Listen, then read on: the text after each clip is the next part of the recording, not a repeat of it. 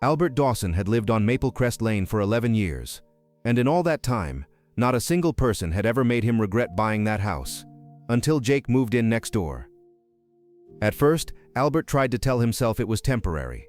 A young man, 28 at most, moving into his first place alone, testing his freedom, enjoying himself too loudly for a few weekends before life settled him down. But Jake did not settle down. He expanded.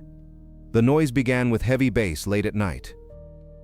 Then came the shouting on weeknights, the engines revving in the driveway after midnight, the laughter, the slamming doors, the gatherings that stretched past 1 in the morning, as if the entire block existed only to absorb his chaos. Albert was 45, disciplined, reserved, the kind of man who folded receipts into envelopes and ironed his shirts on Sunday evening. He worked in commercial insurance, woke up before sunrise, and depended on sleep the way some people depended on luck. Jake, on the other hand, seemed to depend on volume, and the worst part was not the occasional party. It was the pattern. Night after night, Albert's house stopped feeling like a home and started feeling like a hostage. The first time he knocked on Jake's door, he was polite. The second time, firmer. By the fourth, Jake was already smirking before he even opened it. "Hey, neighbor," Jake said, leaning against the frame with a grin that seemed custom-built to provoke. "You here to complain again?" Albert kept his voice level. "It's 12:37 in the morning." Jake shrugged. "It's Friday. It's Thursday." Jake glanced behind him at the living room full of people and laughed. "Close enough." Albert's jaw tightened. "I'm asking you respectfully to turn it down." Jake stared at him for a second too long. Then he leaned in slightly and said, "You know what your problem is. You think living next to you comes with rules." Albert answered without blinking. "No. Living next to other people comes with rules." Jake's smile vanished. The noise went down for 15 minutes. Then it came back louder. That was the first night Albert called the non-emergency police line. It would not be the last. Over the next 6 weeks, Albert began building a file. Dates, times, video clips, license plates from late-night visitors, audio recordings from his bedroom at 1:14 a.m. and 2:02 a.m., written notes on how often the walls shook and how many times his sleep was interrupted. He filed complaints with the Homeowners Association. He emailed the property management company that leased Jake the house. He even bought a decibel meter, standing in his kitchen, like a man conducting an experiment on his own misery.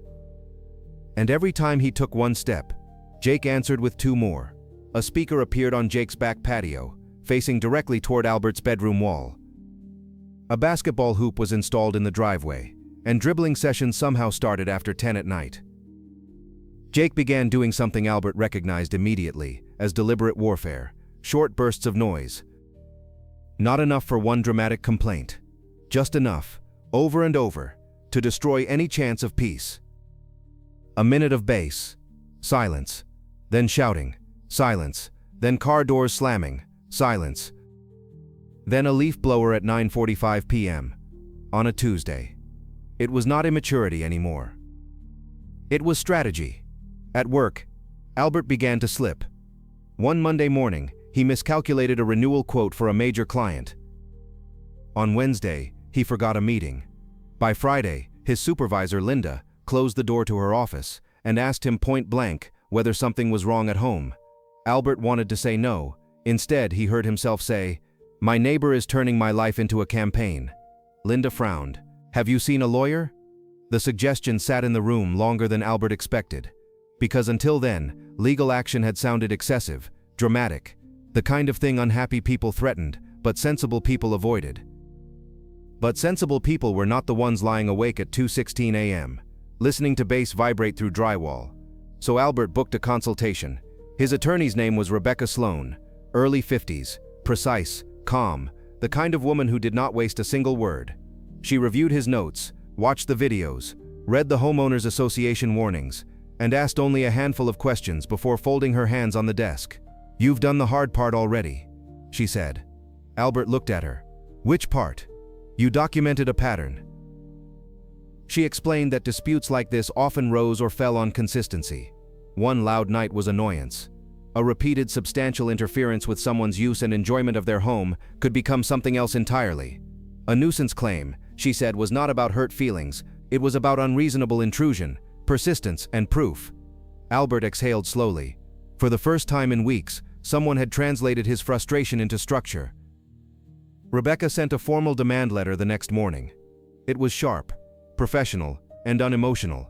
It laid out the history of the complaints, the repeated disturbances, the homeowners association notices, the police reports, and the documented interference with Albert's quiet enjoyment of his home. It demanded immediate compliance and warned that further legal remedies, including injunctive relief, would follow if the conduct continued. Jake received the letter on a Wednesday. On Thursday night, he hosted the loudest gathering yet. There was noise in the backyard, yelling from the driveway, and at 11:48 p.m., someone set off fireworks in the street. Albert stood in his dark kitchen and watched blue and red flashes from police vehicles spill across his cabinets like a threat, finally becoming visible. This time, officers issued a citation. This time, the neighbors came outside.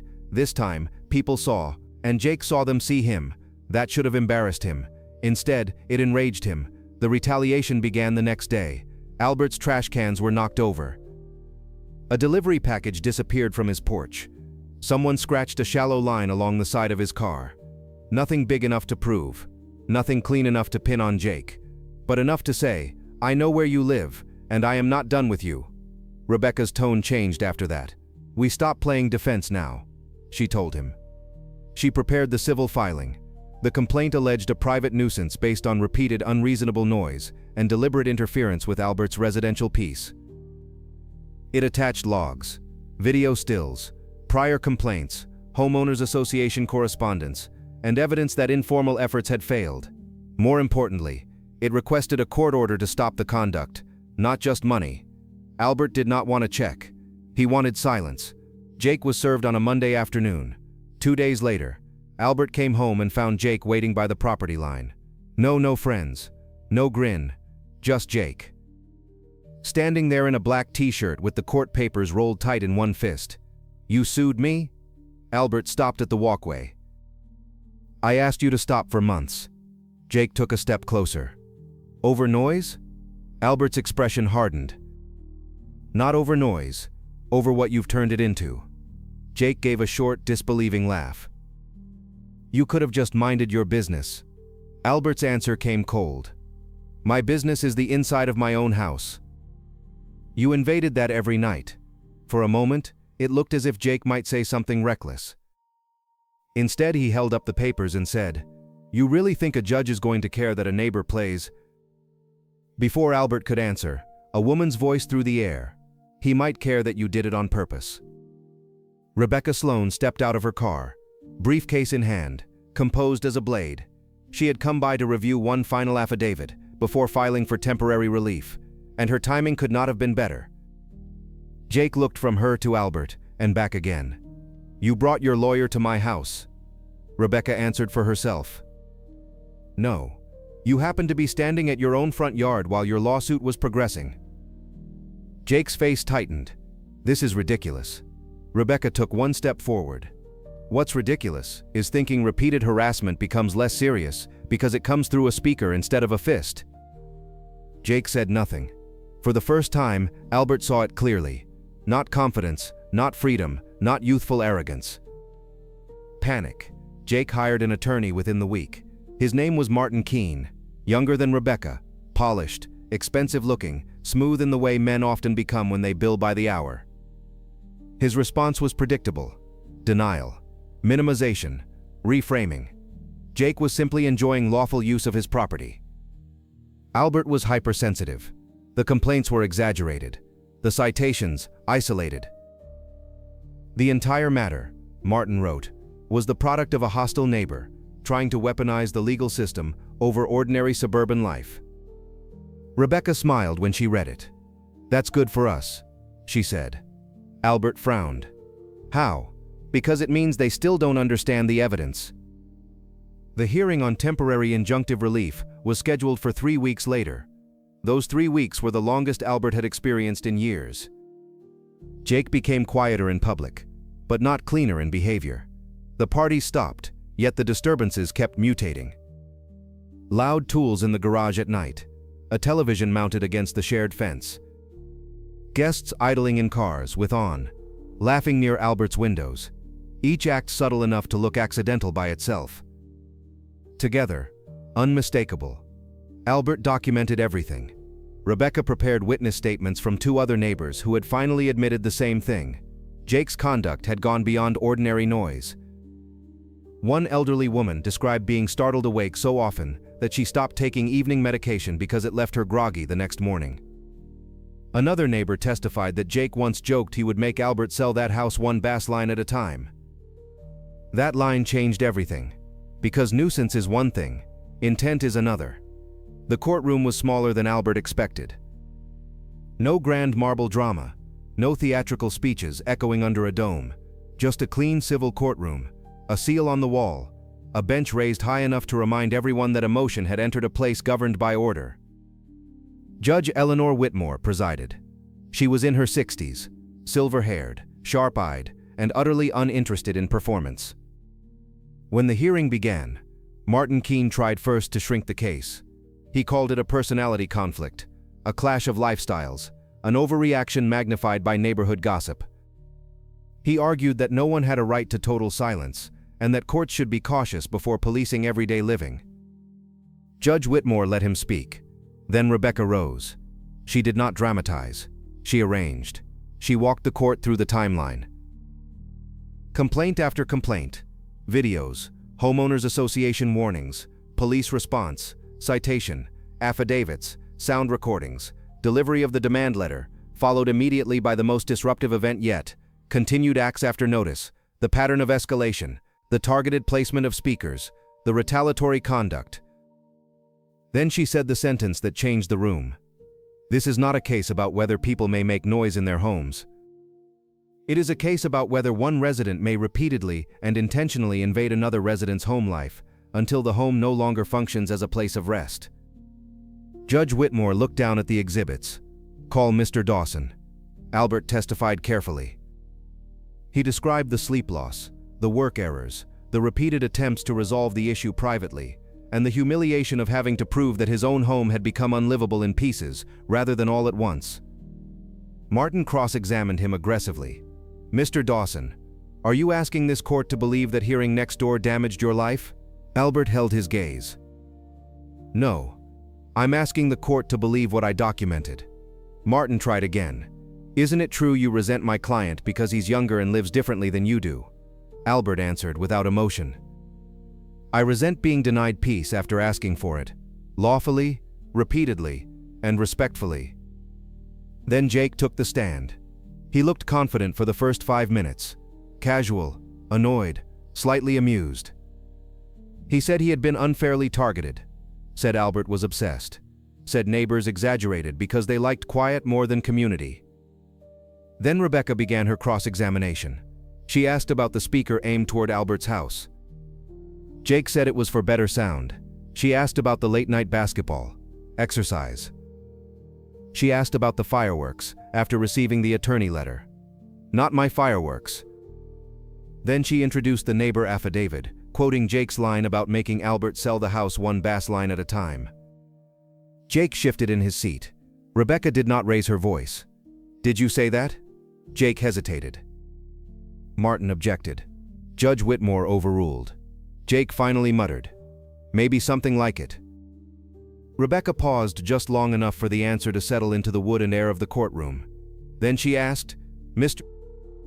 Reynolds, were these disturbances merely part of your lifestyle, or were they also meant to pressure Mr. Dawson? Jake looked at the judge, then at his attorney, then back at Rebecca. And in that tiny silence, Albert knew the case had turned. Jake answered too late and too weakly. I was frustrated. Rebecca nodded once. That was not my question. By the time closing arguments finished, Albert could feel the shape of the ruling before it arrived. Judge Whitmore spoke with the kind of calm that makes every word heavier. She acknowledged that ordinary residential living naturally involves some noise. But, she said, the evidence here showed more than ordinary living. It showed a sustained, unreasonable, and at times intentional interference with Albert Dawson's use and enjoyment of his property. The documented pattern, the prior warnings, the citation, and the testimony concerning targeted conduct supported relief. Then she granted it. A court order. Jake was enjoined from amplified outdoor during specified hours, prohibited from placing sound equipment toward Albert's property, barred from hosting gatherings beyond homeowners association and municipal noise limits, and warned that any violation could expose him to contempt proceedings and further sanctions. Albert did not smile. He just breathed. Because victory in court did not feel triumphant the way movies promised. It felt like oxygen returning. Outside the courthouse, Jake stood on the steps with Martin, furious and pale at the same time. He looked at Albert as though he still wanted the last word. But for the first time, the law had taken it from him. The neighborhood changed after that. Not overnight, not magically, but decisively. The house next door became quieter, then consistently quieter. Jake stopped lingering by the property line. The late-night visitors vanished. The base disappeared. The doors still shut. Cars still came and went. Life still happened, but within the boundaries that should have existed from the beginning. 3 months later, Albert was sleeping again. Not perfectly, not without memory. But enough. One Saturday morning, he stood in his kitchen with a cup of coffee and heard something he had nearly forgotten how to recognize. Nothing. No engine revving. No walls trembling. No leaking through the dark. Just stillness. And in that stillness was the real ending of the story. Because this had never been about revenge. It had been about the difference between tolerance and surrender. People love to say that good neighbors should work things out privately, and often they should. Patience matters. Conversation matters. Grace matters. But there comes a point when patience stops being virtue and starts becoming permission. Albert learned that peace is not always protected by being the nicer man in the argument. Sometimes peace is protected by records, by boundaries, by counsel, by a judge willing to say that a home is not a battlefield for someone else's ego. Jake believed noise was power, because it entered another person's life without asking. In the end, what stopped him was not anger. It was consequence. And that is the truth too many people learn too late. Respect offered voluntarily is always better than respect imposed by a court. But when someone refuses every warning, every request, and every reasonable chance to stop, the law exists for exactly that moment, not to create peace, to restore it.